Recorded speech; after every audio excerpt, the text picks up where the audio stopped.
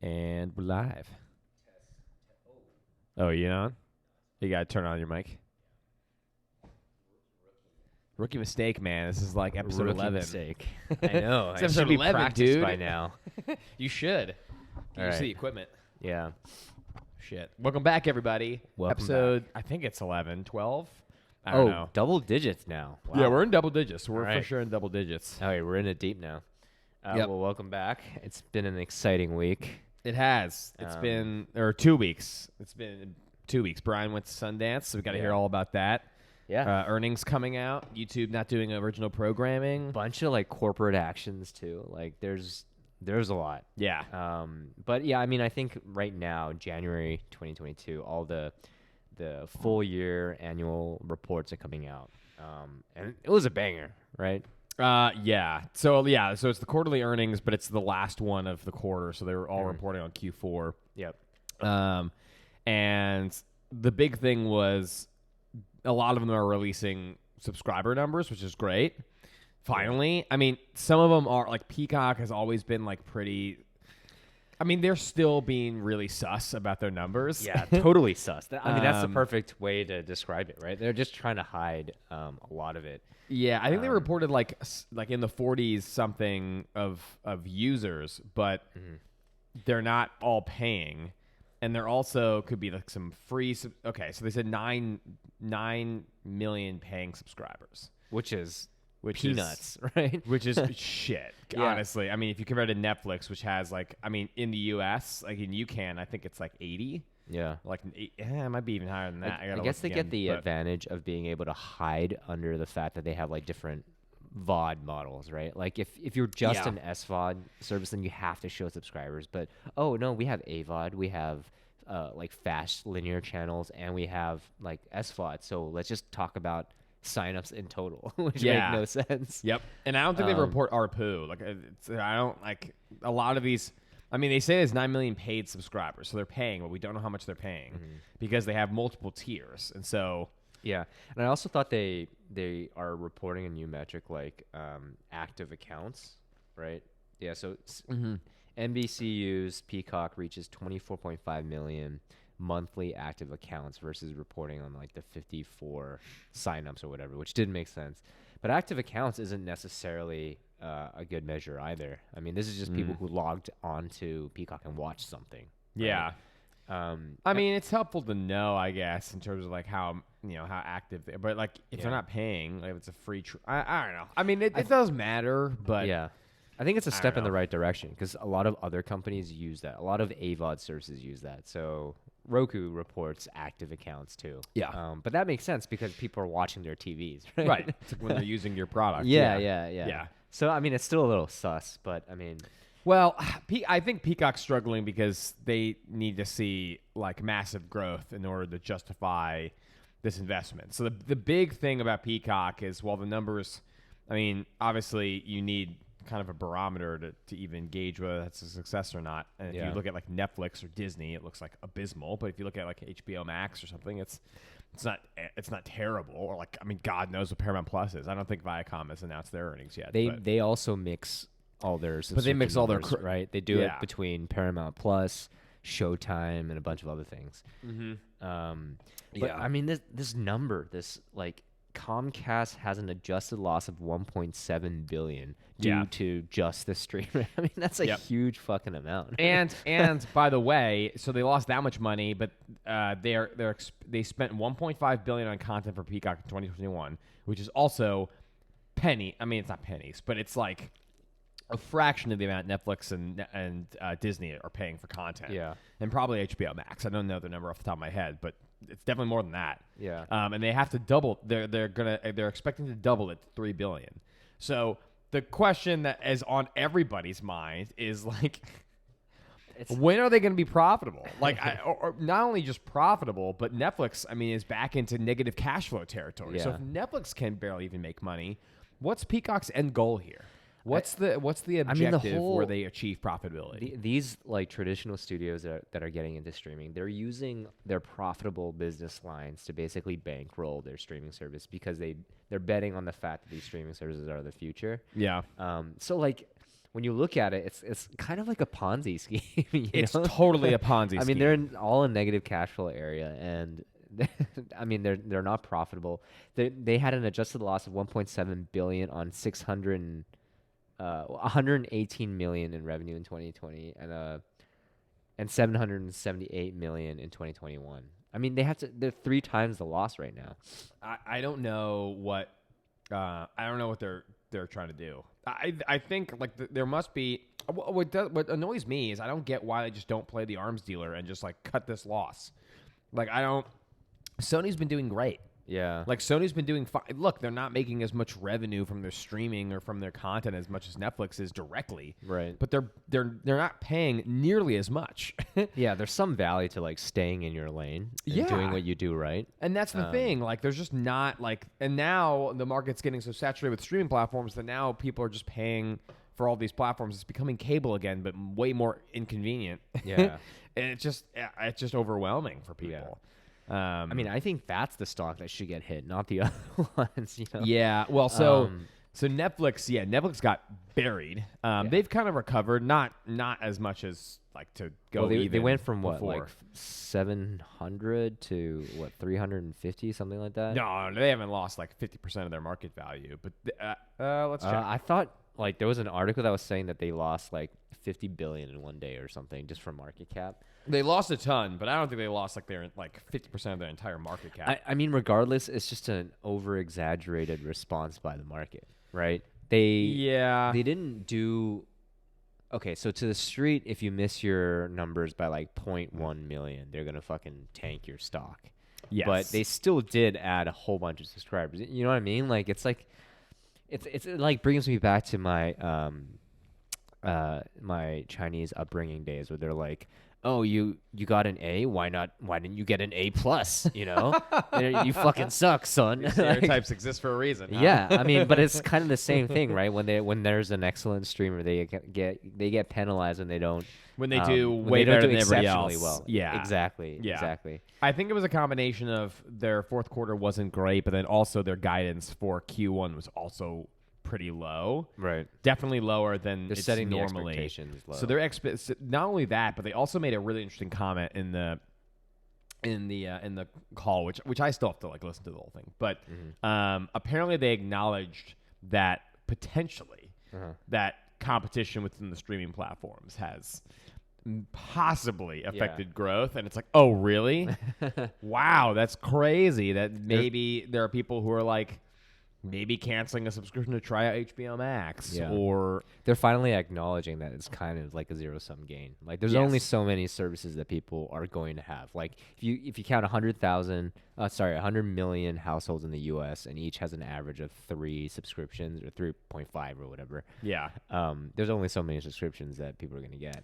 No, and to be fair, like it will grow. I mean, like you know, they were saying the average amount of subscriptions people want like 2 years ago was like 1.3, and now it's up to like 3.2 or whatever it is. So I think that's going to change, but I mean, consumers are still going to get annoyed.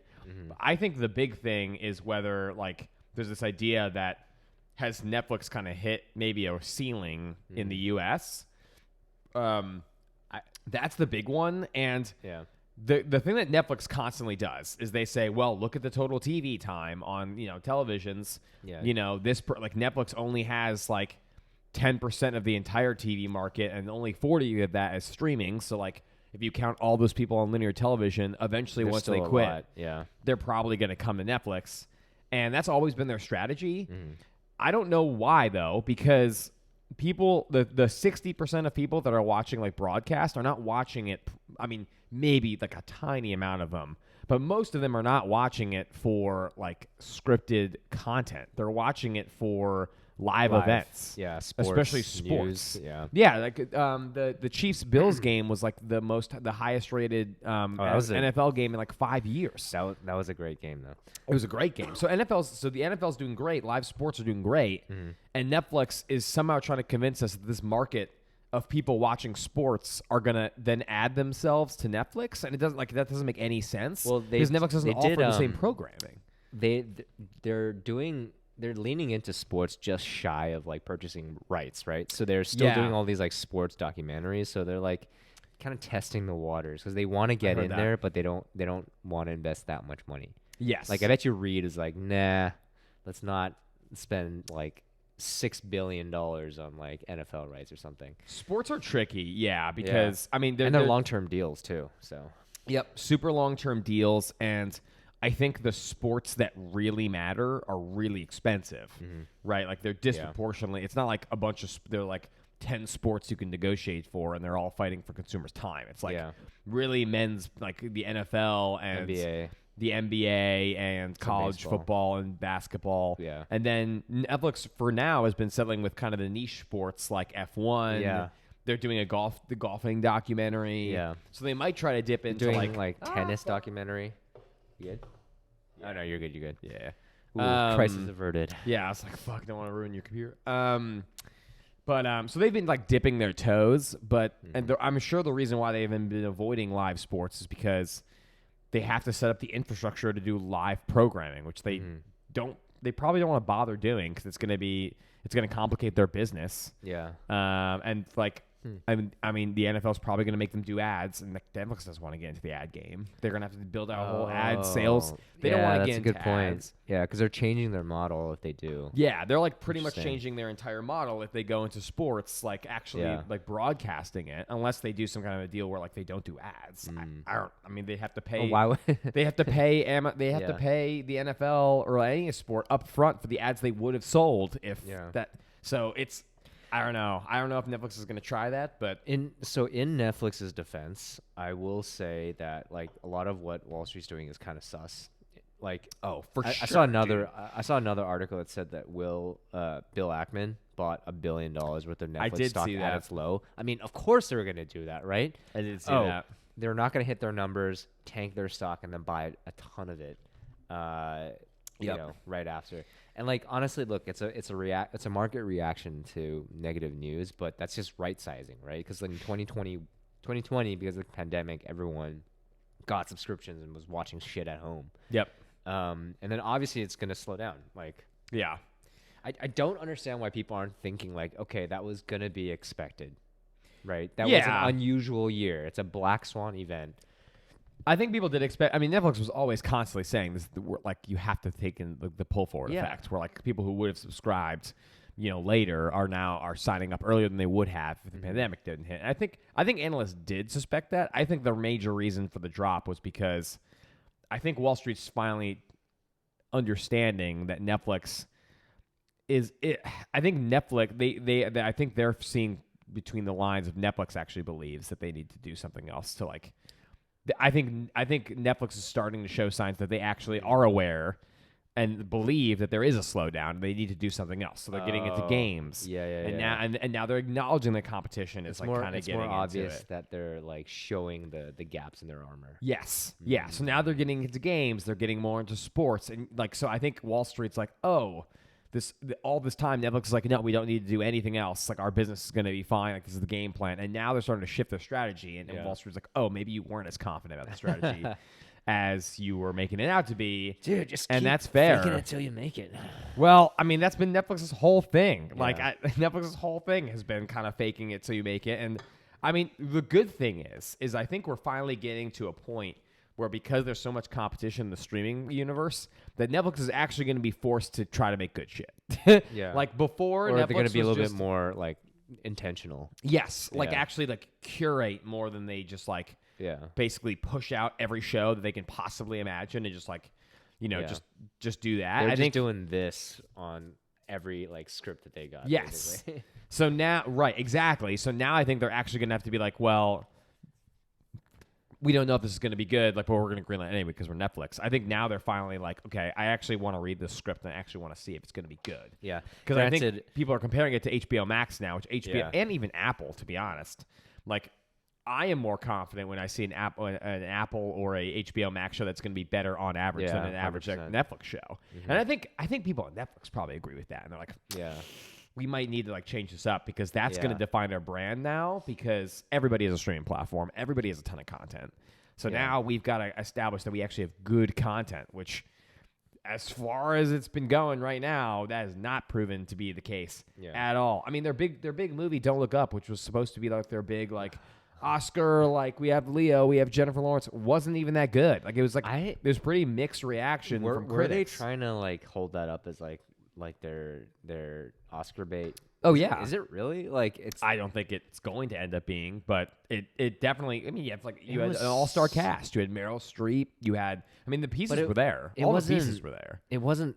I guess all the pieces were there except how good the actual writing and like the execution was, because it was so not subtle. It was kind of cringy. Like oh yeah, no, but you have Adam McKay who's had a lot of success in Hollywood with. Step Brothers, and I mean, one of my favorite movies of all time is The Other Guys, The Big Short, like Anchorman. Like he's come out with some fire movies, and then you have Leo, who's in like almost all of his movies are very good.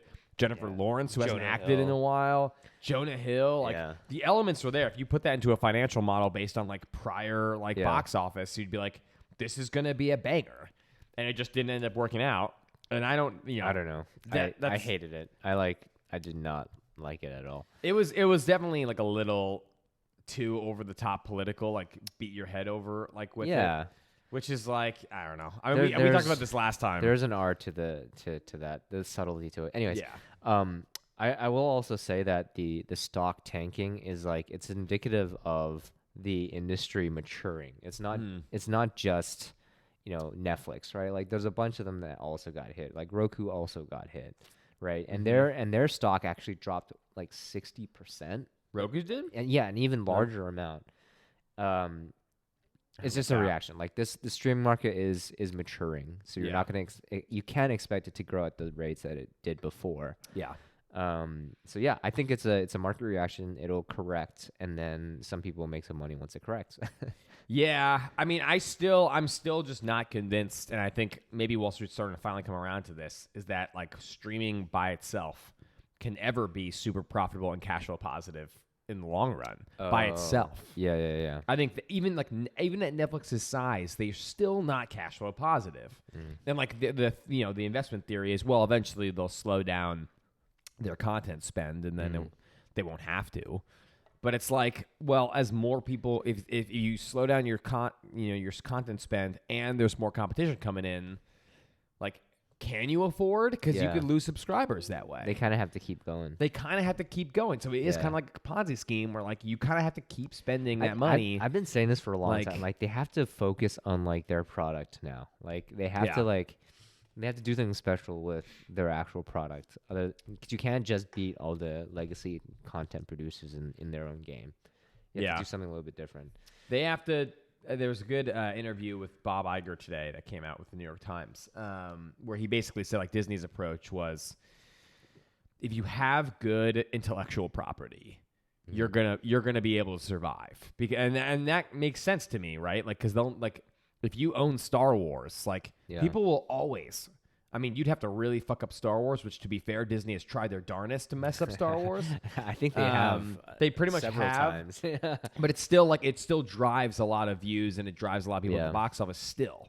So like, if you own really popular IP like that, you will always win in this business as long as you can keep that going. Yeah. But well, to be fair, like they've only been investing in like acquiring and developing their own IP only for not that long, right? Like Disney? We're talking Netflix. We're talking like in the degree of like 7-8 years versus like Disney, which has been doing that for generations. Exactly. So and that's why like Disney does have a bit of a competitive advantage in that aspect. And same with like HBO Max, they have a huge library. Right. I mean, they got a massive library of like the Harry Potter movies. They've got Warner Brothers has been in this business for so long, and Netflix doesn't have those libraries anymore. Right.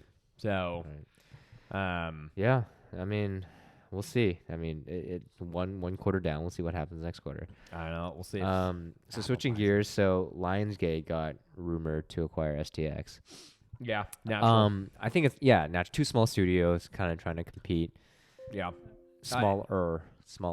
AMC Networks went out to buy Sentai, I think it was. Which is a Japanese, I think it's a Japanese company. Yeah. They own an anime service that they're also trying to like build up. I think these are all portfolio plays, so they can get bought. Oh, for sure. And from like what I hear from the grapevine, STX has been kind of struggling for years now. Yeah, I mean, Hustlers came out, like that was like, I mean, Hustlers was all right. I never saw it. There's a few bombs. I mean, when you're at that scale, a few bombs will really, yeah, I mean, they're really dependent. impact you. They're like really dependent on their movies doing well. Yeah. And like, I mean, STX is and they're also like low budget, like not super big films, which means those movies are not going to play in theaters for very much longer. So like, yeah, they're going to have to rely on streaming revenue most likely for those movies, or distribution to linear channels or planes or hotels. But yeah, I could see them go along the route of like Hello Sunshine and some of these other like smaller studios that are just being acquired by like well, there's like other PE firms that are like, you know what, we'll purchase it because there's value in the IP. And that I still don't understand. I still don't. Dude, get, some of the like, valuations are outrageous. Well, they bought like Hello Sunshine for like $1 billion. Yeah. What the hell does Sunshine and Coco own? Melon for like even more than that. Well, Coco Melon actually has proven IP at least. Yeah. But like, and it's also related to like children's IP. So yeah, and like, it's it has longevity, which is pretty valued. But like Hello Sunshine, like what? I mean, seriously, what does Hello Sunshine have? Legitimately, other than like Reese Witherspoon, who is not like, it's not like everything she touches turned to gold. Like, yeah, it doesn't make any sense to me that was worth $1 billion. Like, what do they have? I thought they had a lot of they acquired a lot of like novel IP or like book IP and those kinds of things. But even Gone then, Girl and Big Little Lies. Yeah, even then it doesn't guarantee anything. Right. No. And like, is that worth? And also, by the way, you're like, are those movies? I guess like 2 movies and 1 show. Is that worth $1 billion for that like sweet 2 movie and 1 TV show library and the potential of what they're going to produce? That makes no sense to me that they bought it for that much money. I'm not sure. It makes no sense to me. You'd got to ask the Blackstone guys that bought it. Kevin Mayer. Yeah, Tom Sachs. Yeah, I don't know. I mean, they're smart dudes, but like, I don't get it. I don't get it. I mean, okay, the morning show, Little Fires Everywhere. I mean, there are some popular shows, but that's assuming that the library. But that's just makes the library. A lot of money, and that's just the library. You're acquiring it for the future earnings potential, right? So, which is like the only thing that's really still going, right? Is the morning show, and like that's it. I mean, what they have? Truth Be Told, never heard of that before. Like, and they have a bunch of stuff in development, like 5 things in development, but it's like, yeah. What do those have to do? 5 things is not a lot in itself. No. Like, yeah, I don't know. I'm always confused by these massive like acquisition deals that just like the valuations are just completely blown out of proportion. Well, I have been very like mixed on just the idea of some we can kind of switch towards to a little bit just naturally is I think FX came out with their FX keeps track of the amount of shows that are produced, and it went down slightly last year just because of COVID, but now it's back up and it's hitting new records in terms of how many versus like how much shows have been produced in a year. Yeah. But it was huge, and I go back and forth on whether that's good for movies and television, the industry at large. Because on the one hand, and Sandra Bullock came out and basically said this, was like, thank goodness for streaming because there's so many movies and television shows that wouldn't have been made if there wasn't so much money going into this. Like, there are plenty of scripts that like sat in a desk and were never made because there weren't enough studios that would invest in it. Yeah. Right. So there's the one thing is like it's as a creative, you have a higher chance probably of getting work because I think so much is being made. The big thing is that it's helping the creators. It's helping the creators, but here's where I think it's kind of ruining movies and television for like as a business overall and super in the long term because as consumers, there's 2 things. As consumers, we're not getting curation. We're just getting we're getting doused with a hose of content. And we have to try to we have to figure out and so what also so we're getting all that content and we have nobody helping us pick out what's the good shit or not. And the thing is is back then, yes, a lot less was produced, but that's because people actually read scripts and they evaluated and they said, this is going to suck. This is not going to be good. People aren't going to like this. There was more layers to get to actually making a show that would stop you from getting to that point. And now those barriers are gone now. Yeah. Which means, maybe because all these shows, like let's say there's like 100 more shows made in a season than it would have otherwise, I would say maybe like 5 to 10 of those shows are actually good. But the rest of them are dog shit that shouldn't have been ever made, probably, because they're not good. This reminds me of that Orson Welles quote where it's like the absence of limitation is the death of creativity, right? Because there's so much money that's available to be thrown. Yeah, that's actually hurting creativity. Interesting. Because like when you have a budget, let's say for a movie, you have to get creative with filming, and like the way that you do things, and that causes more ingenuity. Yeah. So I think that's basically what's happening now too. I wonder that. I mean, it's interesting because I watched. I started watching Yellowstone. Oh, I heard that's really good. It's pretty good. I've only watched like the first 2 or 3 episodes. But it's interesting because like, I watched like the intro song and like it has the commercial breaks, and I'm like, this is actually kind of an enjoyable way to watch television. Yeah. Like it's actually like I like the song kind of puts me in the mood for the show. Yeah. Before. And like like it's to your point, like when you were working in television, you had to make shows that like people watched on cable, and you need to make an intro song, and you needed to like make a story that like fit within the time slot, and you needed with ads, the tension to rise at the right moment, and like and you could argue like, well, did those restrictions actually make the show more engaging? Maybe it actually made the show better. Yeah. Like, I don't know. I think there's a case to be made for that. Yeah, like when you have so much freedom to like make a show as long as you want it for as many episodes as you want, and Netflix is like, go off and do you. It's like maybe to your point, maybe that does actually make the shows worse. I wholeheartedly believe that. Yeah. Anyway, so this weekend I went to Sundance. Yeah. It was fun. So Park City was shut down because of Omicron. They just decided to go virtual, but we still ended up doing it. When there's no red carpets, no buzz and hubbub there. Yeah. It's a pretty quaint, nice little city. Oh, yeah. I mean, there's never really red carpets in Sundance. It's also like too cold for that, too. Yeah, it's always too cold for that. It's like kind of nonchalant. Yeah. It's a cool environment, but how we watched some interesting ones. So, a lot of people like this one called Good Luck to You, Leo Grand, which is Emma Thompson. She's a middle-aged lady, and then she calls a male sex worker, and they have the whole movie is contained in one room. It goes through like their awkward interactions as they're kind of leading up to it, but then you explore like her and the reasons why she's doing that. But it also explores like Leo Grand as like a sex worker. So there's a lot of like interesting aspects to it. Yeah. That was a good one. Everyone liked that one. Yeah. So the most conflicted one was this one called Dual, Dual. And the premise is in the future at some point, if you are terminally ill, you can clone yourself to replace you once you die. That's an interesting. I've thought about that. So there was just as a concept.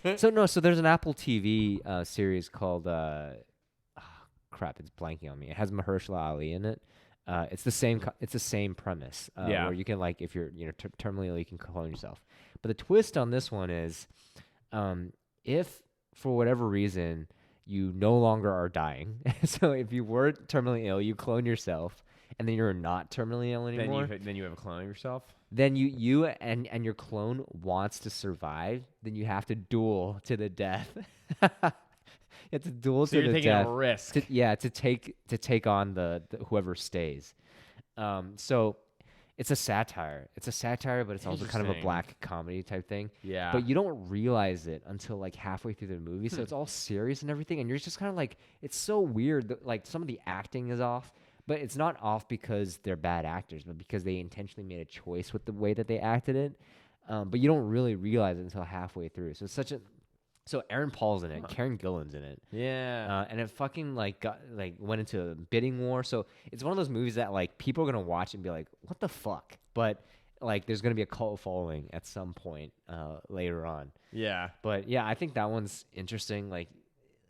like you should watch it and let me know what you think about it. I mean, Aaron Paul's in it, so I was like, I'm That's gonna watch it interesting. regardless. Yeah. And my favorite one was this horror movie called Speak No Evil. It's like a Danish movie. Interesting. Very unsettling. Kind of made me feel like when I watched Hereditary, like you watch it and then afterwards I just want to like take a shower because it's just so like, weird. And I never know whether I like those movies or not. Sometimes I love them, and sometimes I'm like, I mean, it was good. It was good. good. Especially as a directorial debut, it was good. And I'm a huge like horror movie fan, so yeah. It's interesting, the position that Sundance holds now, because I feel like it used to be at the time like the place that studios would like find really good films and they'd release them and like they'd blow up and they'd like get popularity. But now like all these movies are just not. I don't know. Like it feels like it feels like all these movies are just going to be put on a streamer and then disappear into the ether and no one's going to watch them. A lot of them were already licensed, and like 40% of the movies came in with distribution already. Really? Yeah. So like some of them were Amazon Studios. Some of the smaller players got some of them, like Neon, A24 got a couple of them. Yeah. But yeah, I mean, I think it being like a place for indie movies to like blow up and like becomes like it's a lot more commercial than I thought it was. Oh yeah. But whatever. I mean, it was fun. I watched some good movies, so I'm all happy about that. Yeah. But the one Nick Cage movie. Oh yeah. I think this is one of the ones where it was like during his like down area. Have you seen The Runner? No. Okay. The Runner? Well, I guess you got to add that one to your Nick Cage list then. He's been in like 800. He's been in like a stupid amount of movies. It's another one of those movies where like it flew under the radar on purpose. 24% on Rotten Tomatoes. Yeah, it's about when there was that massive BP oil spill. Yes. And there was like some congressman that was like trying to deal with that. So it's like a biopic kind of drama, political drama. So I mean, with Nick Cage, like that's just not something that you would expect to do really well. But he does everything well. But I mean, yeah. So the only thing was Nick Cage's range is showed in that movie, and it shows you how good of an actor he actually is. He's so good. He's actually really good in it. But it just wasn't the best movie. No, he does. I mean, that's what I love about Nicolas Cage is like the movies that he's in are like not always like perfect. Yeah. But he always gives pushes it, man. himself. Like he really dedicates himself to the art of acting. Yeah. He like just takes on like he doesn't like. I think he reads scripts and he like thinks about it solely because he's like, all right, like is this gonna push like the barrier of like what I've done in the realm of acting? Yeah. And in terms of like whether the story is good or not, he's like, yeah, whatever. But like if this is gonna challenge me as an actor, I'm gonna try it. Which is like I give him a lot of kudos for that because like a lot of actors just stick to their lane and they just do that forever and they're really bankable. But he's like, no, I'm gonna take risks. I think he like actually appreciates the art of acting more than like the. That's why his commercialization documentary is called that. What was it? The satire or whatever it is. Yeah, what was it called? The burden of like excellent talent of extraordinary talent. Yeah, it's like the. I mean, that's him. Yeah, what a burdened guy. Oh yeah, no, dude, he's so talented. Yeah, I love him so much. I actually rewatched National Treasure again. Oh, I would. It's been like a year and a half, maybe 2 years. Where is it on? Oh, Disney. Disney. It's a Disney movie. Yeah, it's so good, dude. I watched the second one too. The second one's fine, but the first one's the gem. best. I think it's like a perfect. I think it's like just like a perfect adventure movie. Adventure, fun, like movie. It's also kind of refreshing because it like in a fun way makes you appreciate the uniqueness and just like kind of you appreciate the uniqueness and beauty of America because you go through like the history of the founding of America, and because the character is such a fan of like the United States, basically, you kind of learn the history of the United States, and you also learn about like what makes it unique to other countries. And it's very interesting. Like, it teaches you about American history in a very interesting That's way. where I learned what daylight savings was all about. Yeah, dude. It's so funny. It's actually, I think the movie was actually written and directed by like history teachers. Yeah. And I'm like, that's awesome. It's what I imagine like the Dan Brown books should have been like done. You know? Yeah, like, they're too serious. Those are too serious, but it should have been like National Treasure. Yes. I also noticed that what they do, which is really funny, is every time there's like, they almost anticipate, like the script's actually smarter than people think. Like, it actually anticipates when like you're probably thinking of a plot hole, and they push it like immediately. Like the first scene is like they're going to find a boat that's in the middle of the Antarctic, and the first thing you're thinking of obviously is like, how the fuck did a boat from America end up in Antarctica? That makes no sense. And like they like literally within the first line of that is one of the security guards being like, how the fuck? They like ask the question that you're asking, and then Riley answers it, and you're like, oh. It's really funny. You know why? Like, all these, they say like, you can't steal the Declaration of Independence. They explain to you how it's actually possible. It's because the history really teachers funny. were like, all right, we got to be like accurate with this. We're not gonna let it slide. We're not gonna use movie logic in this movie. Oh yeah, it's refreshing because it's really unrealistic like a movie, but they explain to you how it could theoretically in the universe they created, it could actually be realistic. Yeah. Which a lot of movies these days don't do. They just have a plot hole and they just like pretend. They just don't. Yeah, they don't address it. Yeah, they're like, oh, no, that this plot hole doesn't exist, and they just like move on. Like you're supposed to just accept this plot hole. You're like, what do you? I don't know. So our recommendation for this week is National Treasure. Yeah, I mean, always. National Treasure is still one of my favorite movies of all time. 1, 2, and 3. There's no 3. Wait, what? There's no National Treasure 3.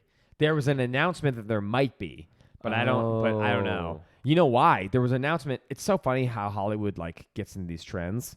When the pandemic first happens, I always find it interesting when the pandemic first happens, when people like went inside and like had to watch a lot of stuff, there were random shows that just like became popular because everybody wanted to rewatch them. Yeah. And I remember it was like National Treasure was huge. Like it was back up. Like it was like a lot of people watching it and a lot of people were talking about it again. And Disney actually, because of the traction, the amount of noise they were hearing online about National Treasure again, because people were like just like randomly watching it again. Yeah. They announced that they were going to make a National Treasure 3, and I think they ended up scrapping that, and now they're making a National Treasure TV show. Oh, interesting. That would be the kind of thing that Disney would do. Yeah. I don't know exactly, but interesting. Yeah, it was in development hell for a while. Yeah. Yeah. I mean, they should make it because I think it's only gained. No, they should make it into a show so we can get more of it. I would be down, but Nicolas Cage won't do. The problem is like, how do you do National Treasure without him? Yeah, you know, and it's how like, do you do National Treasure without the Robert Langdon of National Treasure? Yeah, exactly. So I don't know. But that and I remember Avatar: The Last Airbender was just randomly out of the top of Netflix's charts for like 3 months. Out of nowhere, which is, I mean, it is one of the best shows of all time, in my opinion. But it's fascinating how that just like, I think it like went onto Netflix, and because everyone was quarantined, everyone was like, I remember when I watched this as a kid and I loved it, and it just blew up. And that's when it's the binge effect. Yeah, it's the binge effect. That's when Netflix was like, oh shit, people are watching this. They were like, okay, live action Avatar, and then Paramount was like, we're gonna do Avatar Studios, which they're making now. But they're making a whole studio based on Avatar. It's very interesting, like how companies use trends to like make stuff. The problem is what lasts and what doesn't, right? Because they announced do Tiger King sequel, and then like that was shitty. Yeah, and then like 6 months later, everyone's like, nobody wants that. Yeah, it was popular because it was the quarantine. It was like a weird thing for people to watch, but like. Nobody actually liked Tiger King. Yeah. It just happened to be the thing that we there's watched. A lot of like live action bombs, so I just hope they don't fuck it up. Like, dude. Oh, Avatar? I mean, Avatar they're probably going to bomb. Yeah. Avatar, I know they're going to bomb because, well, not only because Netflix usually fucks up live action, but the original creators of the Avatar, the show, were working with Netflix on the live action, and they quit for creative differences. And I'm like, okay, that bode well. That means they just hated what Netflix wanted them to do with it, and they just quit to do their own thing, which is now they're doing their own thing at Paramount. Yeah. So it's like, okay, like I am always of the mindset, and this is like just a fact, that the magic of every like original IP is through the eyes and like the head of the creator who made it. So like it's why like Star Wars I think failed because they didn't have George Lucas guiding them. Right. Like I mean George Lucas did an arguable job like with the prequels, but like he knows the story. Yeah. Like you need the original vision into like why this story was because they have all the background just like, well, I created Luke Skywalker for this reason.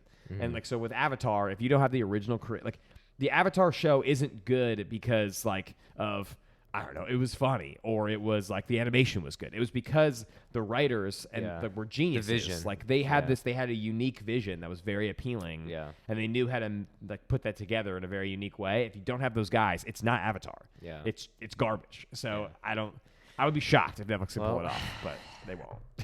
Yeah. Well, I don't think they will. I let's probably hope they won't do. watch it unless like everyone's like it's actually surprisingly good.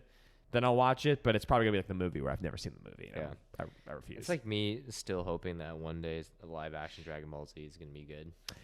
I mean, I read this interesting comment where somebody said they were watching, just like an analyst, was watching The Matrix over again, like rewatching it. And it's really inspired by anime, like a lot of it is. And they were like, the last movie, the battle scene where they're like flying through the city is basically anime fighting. Pretty much. Oh yeah, the horrible CGI. Yeah. Yeah, like much, the horrible scene, like in the rain falling and they're like floating in the air and like it's like that's Dragon Ball Z pretty much. Oh yeah, that's so true. like the action is achievable. Yeah. It's just like whether they can do it and like I don't know. There are some things that are like so great about Dragon Ball Z that you can't. I don't know. There's some things you can't do because it's politically incorrect. Like the old guy is like just a horny old man, which is hilarious. That's okay. And it makes it great. Yeah. It's like one of the like funny parts about that show. They can't do that, so that's gone. Or the fact that when they power up, they go from Asian to white. What do you mean? That doesn't fly. 'Cause their hair color and their eye color changes. I guess that's true. Yeah, that is true. But okay. To be fair, I mean, they're still Asian. They're just their eye. To be fair, they're aliens, right? I mean, they're technically not even Asian. Yeah, they're technically they're Saiyans. They're not even human. No, they're not. It's not. Are they called Saiyans? Yeah, Saiyans. I forget. I haven't seen it in so long. The warrior race. Yeah, the warrior race. It's such a great. It really is a good show. Yeah, I might go back and rewatch that shit. It's so long though. You gotta like all get the out sagas. the filter. You gotta get out the filler episode. I remember one of my favorite things when I first watched it, like all the way through. Yeah. I remember I was so pissed and I was complaining with my friends who like told me to watch it. Was the battle with Frieza on the planet, and it's like, it's like literally in the script. It's like this planet's gonna explode in 15 minutes, and then like 20 episodes later, it's finally they're still fighting, and you're like, why? This is physically impossible because they're moving so fast that the camera has to Time slow is down. slow. Yeah. That's basically what it is. They're just too fast. I will say, great workout motivation. Yeah. Oh yeah. Amazing workout motivation. For Just sure. ripped and like, they're training all the time. You're like, I want to get. I mean, that's that where big. That's the inspiration for most people to start training. I would say from our generation at least. Possibly, yeah. Honestly, Yeah. Anyways, yeah. Well, that was a long one. Covered everything. No, we covered a lot. I don't know. Did we miss anything? I think we got Doing good. We got a bunch of stuff. All right. All right, guys. Cool. Thanks for tuning in. Close it up. We'll see you Peace. next week. Peace.